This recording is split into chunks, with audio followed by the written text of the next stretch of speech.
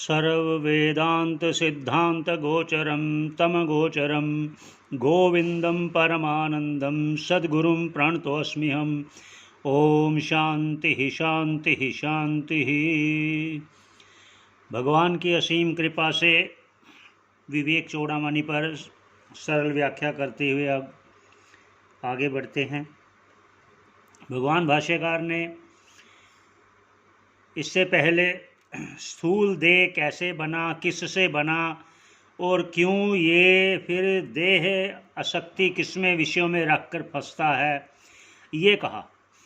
तो वो मोह शरीर से होने से आगे क्या क्या दोष हैं, उसको क्या क्या विघ्न आते हैं वो बताया।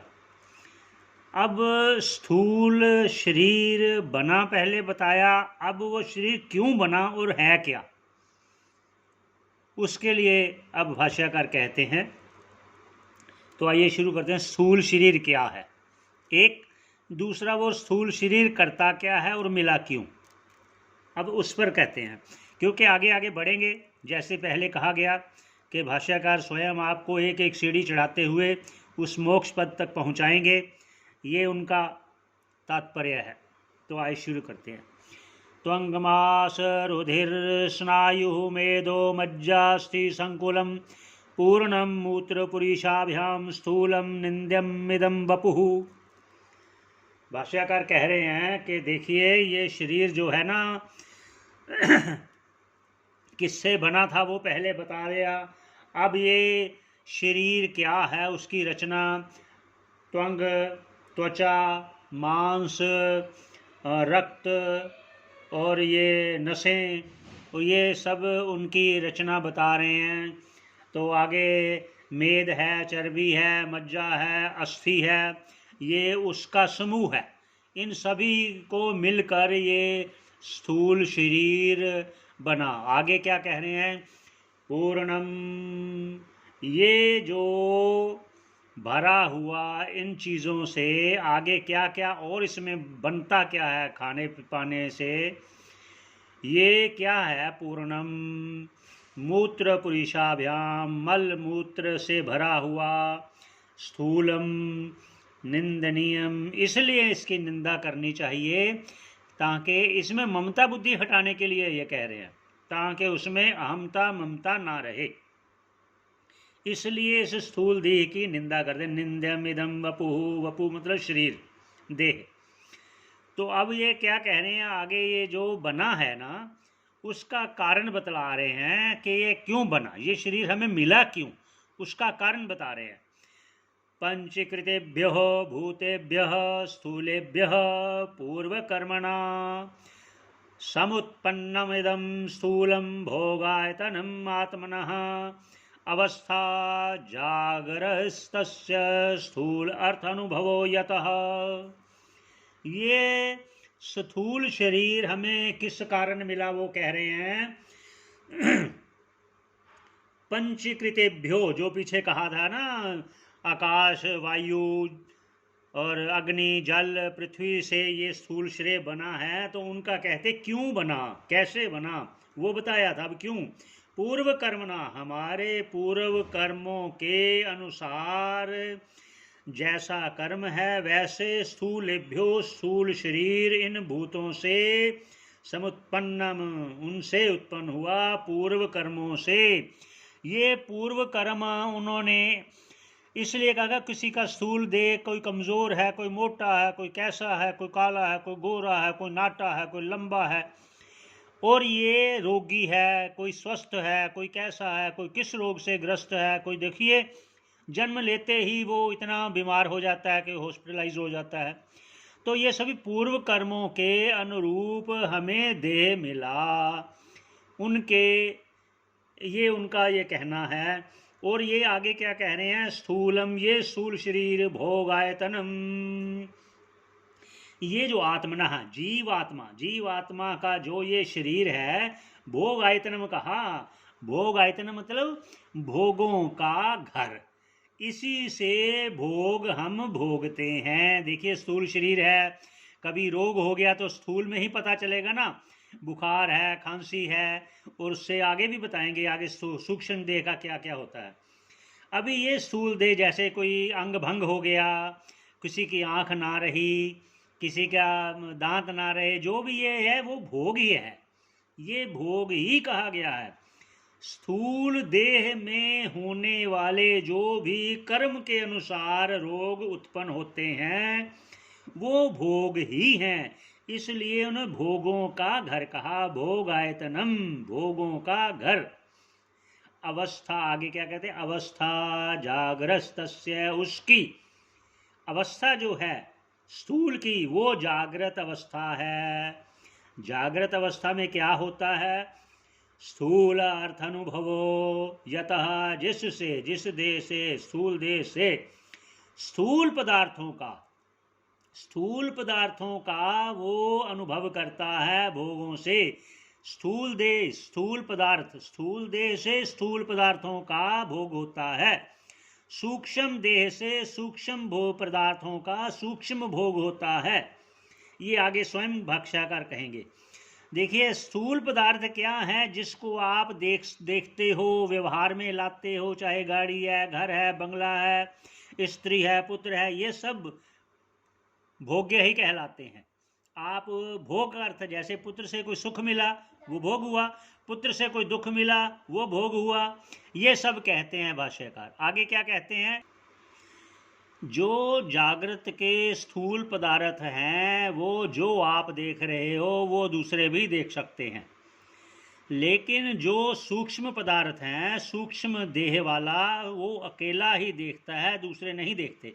इसके आगे आगे आगे जो प्रकरण आएगा तो हम बताएंगे। अभी जो प्रसंग चल रहा है बस उतने पे लेते हैं, वो प्रसंगवश बोल दिया।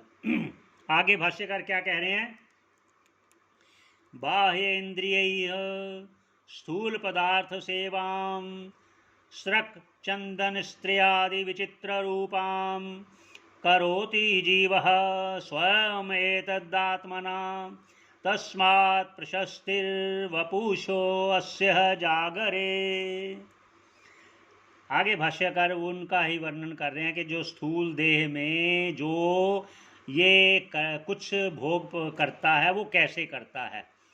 बाह्य इंद्रिय, जो बाह्य इंद्रियां अर्थात कर्म इंद्रियां हैं, ज्ञान इंद्रियां हैं, उनके द्वारा स्थूल पदार्थों का सेवन करता है, अर्थात सेवाम अर्थात अनुभव करता है। यही फिर कहा जागृत अवस्था में स्थूल पदार्थों का भोग करता है। अब वो भाष्यकार स्वयं कह रहे हैं स्थूल पदार्थ कौन कौन से, आपको ये शंका ना रहे, स्वयं बता रहे हैं। और क्या सेवन करता है, कैसे सेवन करता है, श्रक माला, श्रक कहते हैं माला, कि माला अपने पहनाना, अपने आप को चंदन लगाना, स्त्रिया का भोग, स्त्री आदि से आगे भी ले लेना, स्त्री है, पुत्र है, मित्र है, बंधु है, बांधव है, सबसे मिलने वाला सुख वही भोग है, मिलने वाला दुख वही भोग है, क्योंकि सुख और दुख दोनों ही मिलते हैं। इसलिए विचित्र अर्थात तरह तरह के भोग, रूपाम नाना प्रकार के, जो विचित्र है नाना प्रकार के, वो भोगों का अनुभव करता है। करोति जीवः, वह जीव ही करता है, स्वयं एतद आत्मनः, तो ये इसमें स्वयं एतद आत्मना, इस देह में ही तदात्म्य करता हुआ जीव जो है, इस देह जो स्थूल देह कहा गया, स्थूल देह में वो स्थूल देह को ही मैं मानता है, तभी वो अपना ये भोग भोगेगा।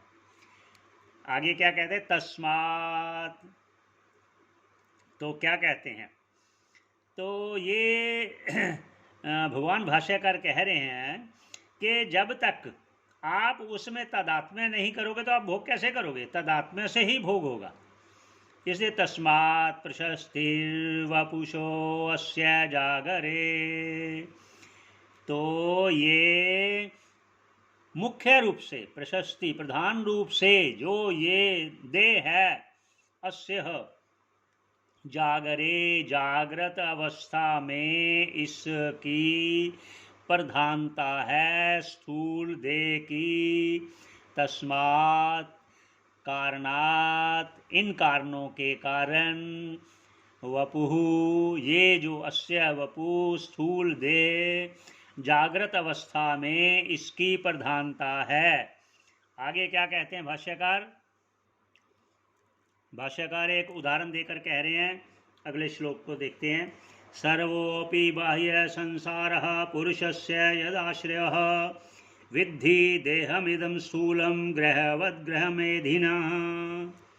ये उदाहरण देकर कह रहे हैं कि पुरुषस्य यद आश्रय, जीव जिसका आश्रय करके बाह्य संसार को समझता है, सर्वोपि, संपूर्ण बाह्य जगत जो भी है वो जिसका आश्रय लेता है वो देह है। आगे कहते हैं विद्धिम देहम इदम, इस देह को ही जानो, इस देह को ही जानो कि इस देह के कारण ही, देश का आश्रय लेकर ही ये सारे जो जगत के संपूर्ण पदार्थ हैं उनकी प्रतीति होती है। उदाहरण क्या दिया? स्थूलम ग्रहवद, जिस प्रकार घर को देखकर किसी को कहते हैं ना, ये देखो घर उसका है, ये देखो ये मकान ना उस व्यक्ति का है, उस व्यक्ति का है, कहते हैं ना ग्रहवद ग्रह मेधिनः, कि ये घर उस व्यक्ति का है। इसकी उन्होंने ये उदाहरण दिया कि जिस प्रकार इस देह को ही देखकर कहते हैं कि ये है अमुक, ये है अमुक, इस देह को लेकर ही कहा गया। आगे क्या कहते हैं? आगे भाष्यकार कहते हैं इसी देह के, देह से और देह द्वारा क्या क्या होता है। स्थूलस्य संभव जरा मरणानि धर्मः, स्थौल्याद्यो बहुविधा शिशुताद्यावस्था, वर्णाश्रमादि नियमा बहुधा यमः स्युः, पूजावमान बहुमान मुखाः विशेषाः। अब ये कह रहे हैं स्थूल देह के कारण और क्या क्या, स्थूल देह के धर्म, स्थूल देह के कर्म, स्थूल देह से होने वाले आगे क्या क्या वो बता रहे हैं। कहते स्थूलस्य, इस स्थूल देह के संभव, संभव अर्थात उत्पत्ति अर्थात जन्म, जन्म जरा बुढ़ापा मरण मृत्यु आदि धर्म, इस स्थूल देह के धर्म हैं। और क्या क्या धर्म है? स्थौल्याद्य हो, इस स्थूल देह ही, कोई पतला है, कोई मोटा है, कोई नाटा है, कोई लंबा है, वो सब कुछ ये भाष्यकार उसका वर्णन कर रहे हैं कि स्थूल देह के साथ क्या क्या।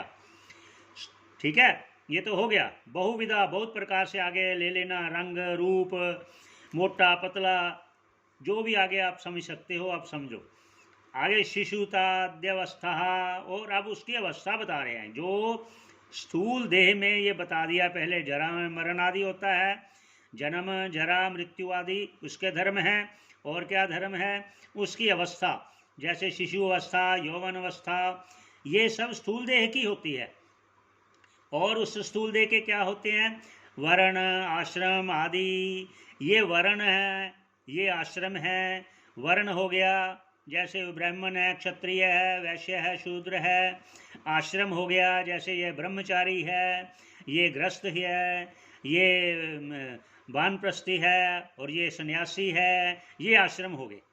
और नियम, और उसी देह के ही है, ये यम नियम प्राणाधार प्रत्याधार, वो इसी देह से ही होने वाले हैं ये नियम आदि। बहुधा यमः, ये जो यम और नियम बहुत प्रकार के हैं।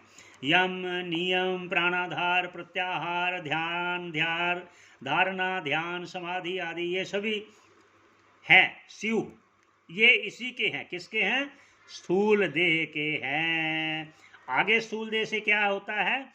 स्थूल देह होने से ही पूजा अर्थात उसका सम्मान होता है, अवमान अर्थात उसका अवमानना, आप समझो, अवमानना उसकी इंसल्ट, बहुमान मुखा, बहु प्रकार से, आगे छोटे कम और ज़्यादा उसको आप समझो। विशेषता है ये है अपमान हो गया, पूजा हो गया, सम्मान हो गया, ये सभी उसकी विशेषताएं किसकी? स्थूल देह की हैं। तो ये भाष्यकार आपको ये स्थूल देह में आप ममता ना रखो, इसलिए सभी बातें आपको बता रहे हैं। आगे स्थूल देह का ये तो वर्णन किया, आगे 10 इंद्रियां क्या हैं, ज्ञान इंद्रियां क्या हैं, कर्म इंद्रियां क्या हैं, उसके बाद स्थूल देह के बाद सूक्ष्म देह किसे कहते हैं, सूक्ष्म देह के बाद जो एक कारण देह है वो किसे कहते हैं, ये सारा समझाएंगे, तभी आप उस अनात्म पदार्थ का त्याग कर सकोगे, अपने से भिन्न जान सकोगे। इसी प्रसंग पर विश्राम देते हैं। ओम पूर्णमदा पूर्णमिदं पूर्णात् पूर्णमुदच्यते पूर्णस्य पूर्णमादाय पूर्णमेवावशिष्यते। ओम शांति शांति शांति।